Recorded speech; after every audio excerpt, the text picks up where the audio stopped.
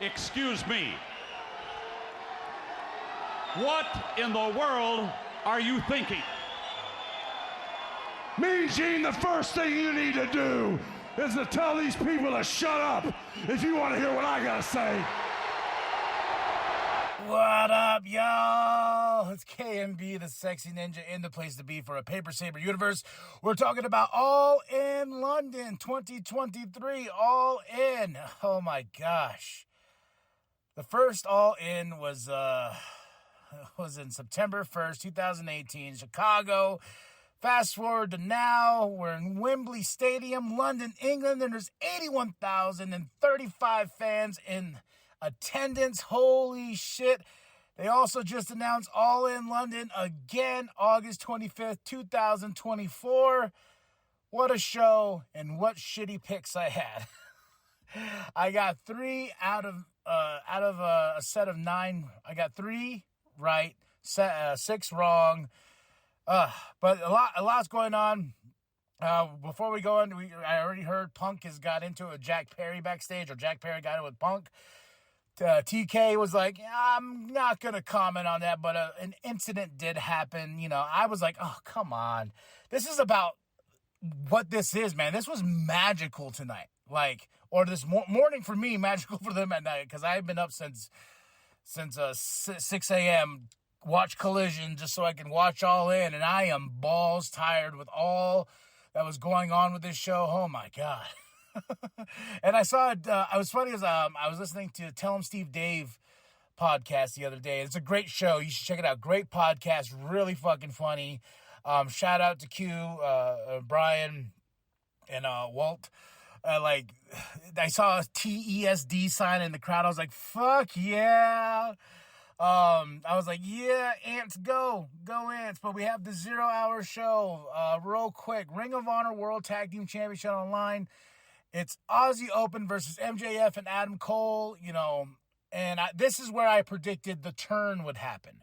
This is where I predicted that Aussie Open will retain the Ring of Honor Championships. That wasn't the case. We got a kangaroo kick, we got a double clothesline, and we got a 1, 2, 3 new Ring of Honor champions, Adam Cole and MJF. And I'm like, wow, how's the main event going to play out now? That was huge. I was like, oh, and I put my hands on my head like, oh, okay. All right, TK. He's like, he was smart. Marks, you're going to be very wrong about tonight. Then next up on the match was Hook versus Jack Perry for the FTW Championship. New FTW champion, Hook. They beat each other up. But this is where Hook said something to the camera. It was like taking a jab at Punk. And this is where before the incident started and stuff like that. But speaking of Punk, we start the show off with the quotes, Real World Championship, CM Punk versus Samoa Joe. Everything I imagined it would be. These two going at it left and right. Joe got some great spots, made Punk bleed. Oh, this was such a good match. CM Punk for the win. Even my wife, who's a big Punk fan, she's like, boo! I want Samoa Joe to win. I was like, yeah, this is the one I got right, because I was like, CM Punk's going to win this one. I don't know if the Jack Perry thing and him is like a work or anything like that, or if Jack Perry and Punk just have beef with each other. So we shall see what goes on with that. But I picked Punk to win, but I kind of deep down wanted Joe to win. But Joe had some great spots, man. Second match of the night, the Golden Elite got wrong versus Bullet Club Gold, Takeshita, and fun match. Great. The whole night was fucking awesome, but I was wrong here. Takeshita got the pin, got the win for the team, and they beat the Golden Elite, and it was like, that, I'm telling you, that's good booking when you can get me. I was like, oh, all right, the story will continue here. I like that. Third match of the night, FTR versus Young Bucks. Wrong-o. And the fact, I picked the Young Bucks because of more of a backstage type of politics booking, because if Cash Wheeler has this problem going on with him pulling a gun on somebody, turning himself in, getting a felony charge, blah, blah, blah. I was like, okay, well, if I was booking, I would take the championships off him. But no, that's not the case. FTR for the win, but Wheeler Wheeler's got a gun chant was happening. And I started laughing so much. My wife's like, what does that mean? I was like, oh, and I told her this story. She's like, oh, well, I want the Young Bucks to win. I was like, well, that's what I thought. But nope, FTR for the win. I still don't know how I feel about FTR winning. I was rooting for the Bucks to get it, but FTR showing that they are truly the best tag team in the world.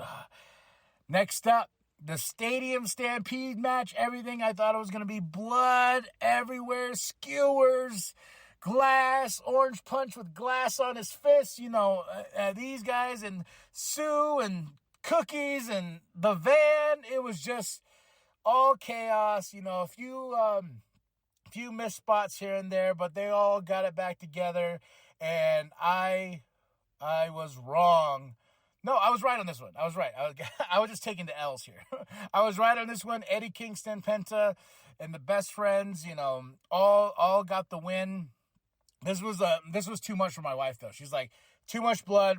She was already like, when's Moxley gonna bleed? She says every time she sees Moxley on Dynamite Rampage, she's like, he's always bleeding in some form. But I really enjoyed this match. Just because I like hardcore, and the skewers in the head, that was too much. We were eating lunch, and I was just like, I think you should turn away. So Penta started getting the skewers on top of his head, and she's like, what do you mean? And then when he let the skewers go, and they're all just stuck in his head, she's like, oh my God. She walked away. She's like, okay, tell me when this is over. I said, okay. Then she came back and watched a little bit. But I told her, I was like, hey, I told you to look away. I already knew what was coming. But awesome match, man. They half of the group fought elsewhere. We had a lot in the ring and stuff like that. But a great moment between Eddie and Moxley in the corner, with Eddie flipping off Moxley, and Eddie Kingston's hatred for Claudio. It continues, and I don't think we're done yet, especially with Eddie and Claudio. I think he's going to go after that Ring of Honor championship at some certain point. Now, the next matchup was AEW Women's World Championship match. Awesome. Wrong, though. Wrong as balls. Saraya. I had a feeling in the back of my mind. I was like, I feel like since we're here in London, in the UK, I think Saraya is going to win that championship. Good for her. This match was awesome. There was my favorite thing about this match was the storytelling between Tony and Saraya. Tony hitting Saraya's mom by accident, then accidentally pinning her, Saraya by accident, and it was like, my favorite part is like, Saraya looks at her like, what's your problem, But Saraya got the win. Good for her.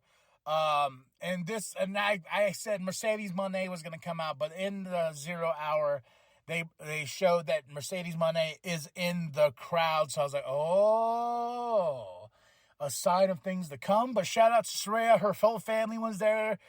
They came out with her. They got to sit in the front row, and they come in the ring and stuff like that. So much love to Saraya. I know I always call her Sriracha and all this and that, but this is a big moment for her, and I got to give it up. I got to give her flowers. She's suffered an injury to where she wasn't going to wrestle ever again, and now she's here. She's the champion. She's the AEW Women's World Champion, and I think the outcasts are over because Ruby tried to come out. Tony hit Ruby, because it's all about the championship at this point, so this was really cool. But Saraya for the win. And wrong again. Coffin match, Darby, Sting versus Swerve and Christian Cage. Oh, man. At this point, I'm like, I had to stop for a moment and be like, yeah, I need a monster. So I got a monster. I was like, all right, let's watch this, man, because I'm at the point of like, it's taking all my energy at this point. This show was just pulling it out of me, man. And in a good way. And this one, I got right. Darby, Sting for the win. They put Swerve in the coffin. Nick Wayne came out. Luchasaurus picked his ass up and took him out, but the crazy part is when he got Nick Wayne and he chokeslammed him on that skateboard. I was like, oh my. But Darby Allin, Sting for the win in this big coffin match. Next up, we have Chris Jericho versus Will Ospreay. Another one I got right. Will Ospreay for the win. Chris Jericho devastated. He pushes Sammy away, who came out with him. He says, no, get the fuck away from me. Don Callis is out there. And Don Callis was on commentary for the Golden Elite versus Bullet Club Gold and Takeshita. He was out here this time, not on commentary.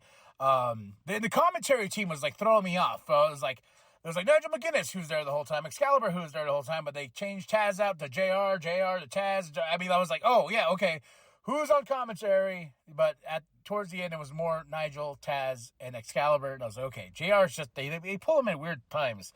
I like what they do in Collision. I like the fact that he's part of the main event, so yeah. But no, Will Ospreay, the Billy Goat, got the win. Much love, much respect, and that crowd was popping. That crowd was popping. Now, next up, 8 match. Hold on. So I got 3 right out of 8 matches because I didn't know this match was announced later on Dynamite, The Acclaimed, and Badass Billy Gunn versus the House of Black. I didn't pick anyone, so I think this was a default. Right? Let's check with the judges, right? But what a match indeed. And in this show, Renee read a quote from Bray Wyatt about the love of pro wrestling and what it is and everything like that. It was really nice. House of Black come out. They have a lantern. And then during the show, when the lights go out, they refer to the Firefly. So Bray's spirit is living on. And during FTR versus the Young Bucks, the FTR is rocking the armbands, and it's just beautiful for everyone that was following this year. And it was just like, and Brody and Bray, and on the other side was Jay, and that was awesome. And this was a really nice tribute of the House of Black coming out with that lantern and letting it sit right there, and them saying the Fireflies are alive tonight. And my wife, every time they kept saying that, she kept crying, and I teared up a bit. And I will say, this match was fucking bonkers. It was awesome. Great spots. Great storytelling. The Acclaimed and Badass Billy Gunn are new trios champions. And the House of Black handed those champions over because they're like, you were worthy and you defeated us, and there's no holds barred because that's what they picked, because that was the rules of the house. The challengers picked the stipulation. And I will say, with the Will Ospreay and Chris Jericho, when Chris Jericho came out, he sang Judas with his band and everything, Fozzy. I got emotional because this was a really special moment. All these moments in the show were really special. And the fact that they got 81,035 fans here for AEW, a non-WWE show, and the fact that they're coming back next year, maybe they can break that attendance even more, and nothing but love and respect. And at this point, I'm like, all right, how many matches we got left? And last up was the AEW World Championship, MJF versus Adam Cole. Great storytelling in this one. This one was not your typical boom boom boom match. This was more or less playing with the brochachos, the best friends. MJF not wanting to hurt Adam Cole, but Adam Cole willing to hurt MJF. And then they got a double clothesline, and they ended in a draw. And I was like, wait, what the fuck? And I was still wrong because MJF for the win, but Roderick Strong came out. He tried to help. He kicked MJF in the balls.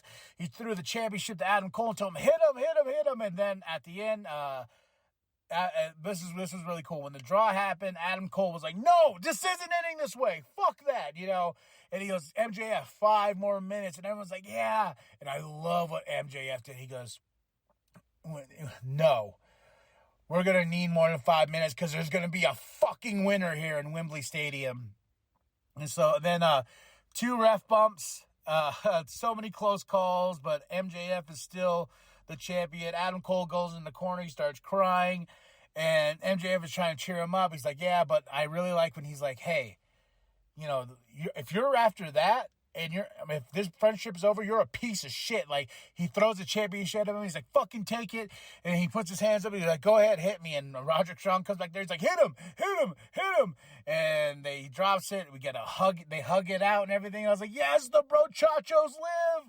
And my wife's like, are you really into this bromance? I was like, it's the brochachos, man. Double clothesline, better than you, baby. They live. I'm really glad we didn't end it in a draw. That would have just been bad all around for everybody. But man, All In came and went. Now I'm spent. I am sweaty. I am stinky.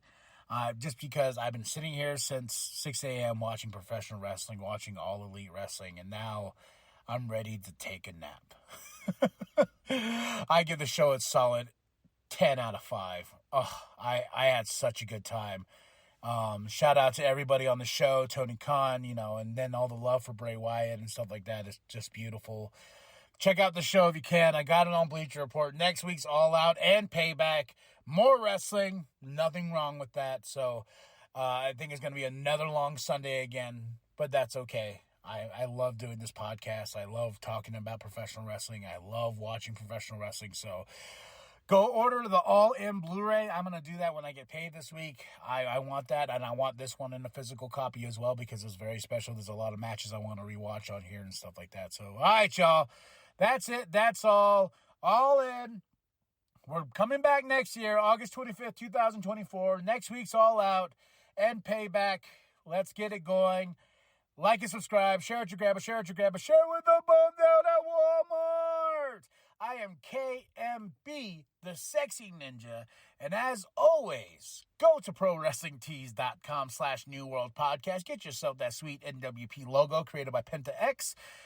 Now, remember, the New World Podcast is for life, brother. And Moxley, the skewers from Moxley. The skewers?